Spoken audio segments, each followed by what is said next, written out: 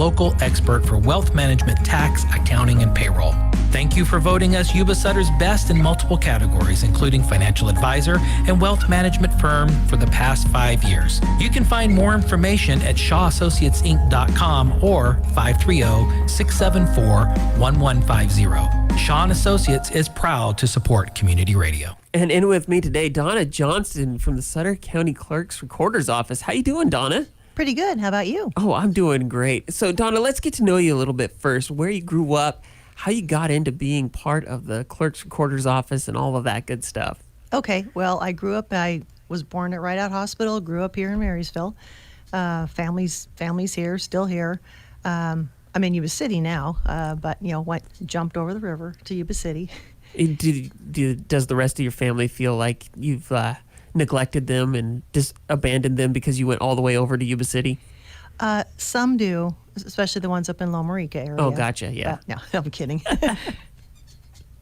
So then how did you get into being part of the clerk recorder's office? How did you get into doing the clerk recording? So, nobody grows up to want to be a clerk recorder because nobody knows what we do. Yeah. So I think that's the way that it is with a lot of government jobs. They just don't know what we do in government. Mm-hmm. So I had worked I did accounting for years. I grew up and learned bookkeeping, then accounting, worked in various tax return areas in town, worked doing books, accounting, so forth, and segued into the county because my mother worked at the county and said, it's a great place to work. Gotcha. Mom knows best. She was right. So went to work for the county and just worked my way up and then got an interest in the election side first about what the clerk recorder does. So let's go with that. What the election side. So what does the clerk recorder do for the elections? Well, the clerk, so there's actually 4 different positions that I hold. It's clerk, recorder, registrar of voters, registrar of voters, and then the clerk of the board of supervisors. So it's actually 4 separate departments with 4 separate functions. Okay, so do you feel like you're getting pulled in 4 different directions all at the same time, or is it all they all work together and go seamlessly together? A piece of taffy at times, yes. Yeah, a little pulled here and there and a little everywhere. Yes. Mm-hmm. And sometimes after it's been pulled enough and it comes back together, you feel all right? Oh, yeah. Okay, good. So when we have our elections, then what goes on as far as making sure that all the votes are validated, are accurate, and they are from people in our community who are actually registered to vote? So everything is signature checked. We've got over 52,000 registered voters now in Sutter County. Mm-hmm. We signature check and verify each one of those ballots when they come back in. People don't think that we do, but we do. We look at every single signature on every ballot. We have scanned images of every time you've changed your registration. Maybe you moved and you signed a new registration card or signed that PIN pad at DMV or whatever. So we collect your signatures over time to be able to, when you register, to be able to update our records and to take a look at your signature and verify all of those. So we take a look at those. We look for tampered envelopes that look like they've been tampered with, things like that. If somebody didn't sign their envelope, we'll follow up with them individually with a phone call if we have their phone number on file, or we'll send them something in the mail. If we're questioning the signature, if we don't think it's you that signed the envelope, we will contact you to find out, yes, if you did do that. And in some cases, we'll ask you to update your signature with us so that we've got a good, clean signature going forward. And so how are you getting all these signatures that to make sure that they are the valid signatures that you're checking? So again, every time you register to vote, we will scan that whole registration card. Gotcha. So we've got that in the system. Every time you sign at DMV, if you're going to update your registration or go in and change anything at DMV, and you're getting a new license, for instance, for youngsters that are getting their license for the first time and register to vote, we'll capture their signature there, and it's fed to us through our statewide database system. Gotcha. So you're making sure. How long does that process take to verify every single signature? Because it sounds like, when we register and we go in and we go vote, and then the polls close at 8 o'clock, and then all of a sudden all the data starts going out. And it's like, well, is that accurate? And all of that stuff. How do you make sure, how long does that take before it's actually 100% accurate to the best of your knowledge and going forward? So all ballots start going out for anywhere from 60 days before the election for military and overseas people, Right. and then 29 days before the election. So we can start processing them, and by processing them, I mean looking at the signature and verifying the signature. So the results you see shortly after 8 o'clock are the ballots that we've already gotten back in the mail, or you dropped them off at the counter at one of our drop boxes. We will signature verify those. And then right before the election, we will slice them open, lay them out, get them ready to run through the scanners, run them through the scanners, usually that weekend before the election, button everything up. Nothing is tallied. We can't tally until after the polls close. Gotcha. And so that we take it to the tally system, and the tally system totals it for us. And those are the first results you see on election night. Yeah, so I've actually been to the polls on election night and seen how the scanners work and everything like that. How late are you guys there doing all of that work? Because, I mean, I saw the piles and piles and piles of ballots you guys had to go through and actually record. So about how long does that take? Well, generally speaking, we're there at 5 o'clock on the morning of election day, and we usually get to go home somewhere around midnight. We can't go home until the Secretary of State's office validates everything that we've sent them Oh, wow. for results, and then they tell us we can go home. Can we go home yet? No, you're not done. Exactly, they will say that. Oh, my goodness. How often does that happen then? It just kind of depends. So the whole state's feeding their results over to the Secretary of State's office. So little Sutter County, big old Los Angeles County. So everyone's feeding their results to them, and it just depends on where we end up in the queue. Oh, gotcha. Does it go alphabetically? Because if it does, I mean, it's not very good for Yuba City, right? No, thankfully not. It doesn't go alphabetically. It's like first in, first out. Oh, that's good. So what else do you guys do at the recorder's office? Because we were talking before, we talked about passports, doing wedding or certificates. I don't know what they call those, and all of that stuff. What other things do you guys handle? Yeah, so if you can get a license in our office to get married. Okay, that's so what we it can is. do a wedding license, or we can do a marriage ceremony. Okay. So we'll do that. We also, a lot of people don't know that we are the keeper. If you are a notary in town and you resign your commission, you retire or whatnot from being a notary, then you are supposed to turn your notary journals into us, and we keep them. Okay. So that's one thing that kind of an esoteric thing that people don't really know that we do. We, like I said, we do fictitious business name statements as well. So if somebody's trying to get a loan, starting a business, and the name is not Donna Johnston and Associates or Dave Shaw and Associates, if it's something different, if it's like Books R Us or something like that, then you would need a fictitious business name statement on file with us so that you can get a checking account and people know who really owns the business. Oh, gotcha. Okay. And so there's also things that you do that need volunteers. We were talking about what types of things do you guys do that need volunteers? And there's different committees that you need volunteers for. What's going on there? Yeah, so on the board clerk side, I'm also the clerk of the Board of Supervisors. And one of the things that we have is we've got over 28 boards and commissions throughout the county. Okay. Different things. It could be a cemetery district. It could be a child care council. It could be an area on aging commission. So we kind of cover the whole spectrum of people's daily lives. We've got some conservancy districts and things like that people can apply for and go to board meetings and help make decisions in the county as to what happens in the county. Oh, that's pretty cool. So if somebody wants to get involved in one of these boards, how would they go about getting involved? Because you said you have some openings right now for people to get onto these boards. We do. We've got 24 total vacancies right now on all of these different boards.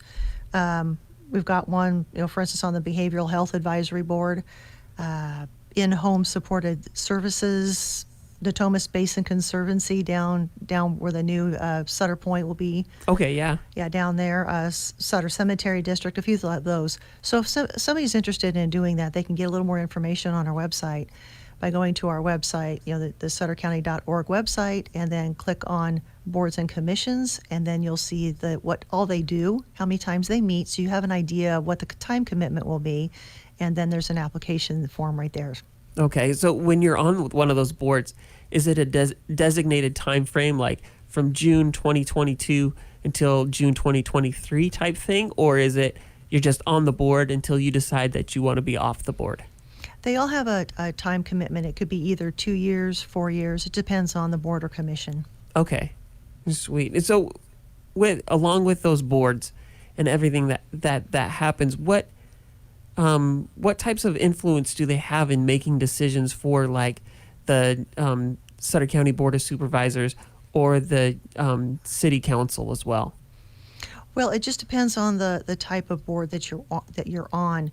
Some of them are completely autonomous, pretty much. They basically conduct their own business and do what they need to do.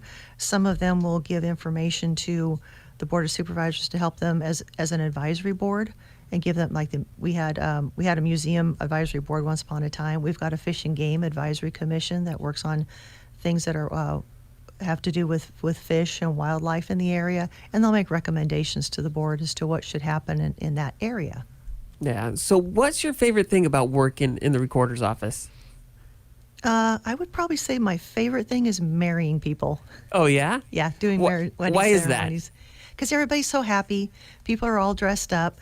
On 2/22, I did 9 weddings that day. Not 22? Not 22. Oh, that would have been even better, right? Yes. A few people wanted to have their wedding at 2 o'clock on that day. We obviously couldn't accommodate everybody for that time slot. Well, you could have done 2 a.m. and 2 p.m., right? We could have, but we were not there at 2 a.m. Awesome. So what other things, how big is your team that you have that you work and do all of this stuff? Because, I mean, not only with elections, you got 4 different jobs going on there, plus the weddings, plus the marriage licenses and the passports and the notaries and all of that other stuff going on, plus keeping track of all of the different boards and things that are going on in our community. So how big is your team that you have? Well, the board clerk I've got 2 board clerks, and they'll go to the meetings and help take care of all the minutes and the notes and create the agenda. And then I've got 4 at the elections office, and then I've got 9 over at the clerk and the recorder's office because they're in a combined location.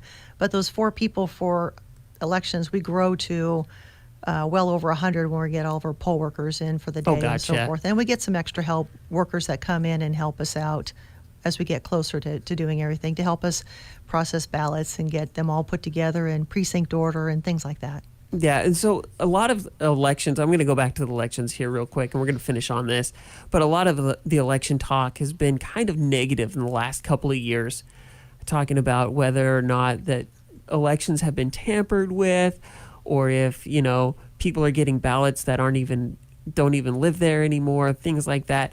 And a big audit came out in Wisconsin and it had some drastic results in Wisconsin itself. But what about in Sutter County? What are we doing to help audit to make sure that all the election stuff that we do is always fair and is accurate? That's a very good question. So what we find is that, what we know is that in California has different rules than other states. Right. So it makes it a little difficult when people give us a call and say, I heard about this and happening in another state. And thankfully, California's got some pretty strict guidelines. So I'm very, very thankful for that. But here, for instance, one thing we do, we're sending out an address confirmation card right now to all of our registered voters, just to make sure that if you see, Mickey Mouse at your address, there wouldn't be anybody registered as Mickey Mouse, obviously. Right. But if you see a different name that's not your name at your address, well, we want to know that. So you would just mark that box that says this is person doesn't live at this address. Pop it back in the mail. It comes back to us. We can clean our voter rolls up that way. We get I take a look at and download our entire list, and then we'll take a look at common names that are like maybe more than 1 or 2 people at an address, and we'll start going through there and doing some data analysis to see what's going on. A lot of people don't know that when they move, if they don't update their registration, that it could take quite a while, if ever, for us to find out that they have moved and don't live at that address anymore. Because a lot of people think, I put in a change of address at the post office. Didn't you get that? And we don't get that. They're 2 separate systems. So those are the types of things that we go through to verify that our voter rolls are clean. We get data constantly from the Secretary of State's office, from our health department, which is next door. We even scan the Appeal Democrat and cut out the obituaries and mark off, make sure that we have those folks and cancel them in our system. Oh, wow. So there's many things that you guys are doing to try to make sure that everything is accurate and 100%. Yes. To the best of your ability. I mean, there's going to be some error there. But I mean, it sounds like you guys are doing more to try to make sure everything is 100% accurate as best as humanly possible. Let's just put it that way. The human factor's in there, right? Yes. Mm-hmm. So what do you want people to know about the Clerk's Recorder's office before we end this interview? Well, that we're there. We want to be we don't want to be government-y. Okay. So we usually spend a little extra time with folks when we can. And some people come in really upset about something that may be going on in their life. But if you think about it, we handle folks from birth to death. Yeah. So your birth certificate, if you're born in the county, your death certificate, anything in between, milestones in your life, buying a house. We're there to record your documents so you can get your keys to your house. Mm-hmm. And the loan on your house gets funded, those types of things. We are there to help do passports. We've got a brisk passport service right now. We're there to help, and we don't really have appointments for anything. You can make an appointment if you want to do a marriage ceremony. We prefer that, but other than that, we're there. We're there from 7 in the morning because people like to come in before they go to work. Right. So we're there from 7 until 3. We're there after that, but those are our public hours. Gotcha. Donna, thank you so much for coming in, explaining a little bit about what the Clerk Recorder's office does. That it's one of those things you see driving down. Are you guys still on 2nd Street, or have you guys moved over to the new courthouse on Civic Center Boulevard? We're still on 2nd Street. Yeah, so I see your name on 2nd Street there on the window. And I'm like, oh, what do they do? You know, what exactly is for Clerk Recorder's office? So thank you for explaining that to us, and I hope that clears it up for some people. It's done a lot for me. I'm glad that you asked, because a lot of people, like I said, they just don't know what we do. So Yeah. Thanks for having me. Thanks for being in here today. This community interview is made possible by Shaw and Associates. I'm Dave Shaw, President and CEO of Shaw & Associates. For over 65 years, Shaw & Associates has been your trusted local expert for wealth management, tax, accounting, and payroll. Thank you for voting us Yuba Sutter's best in multiple categories, including financial advisor and wealth management firm for the past 5 years. You can find more information at shawassociatesinc.com or 530-674-1150. Shaw & Associates is proud to support community radio.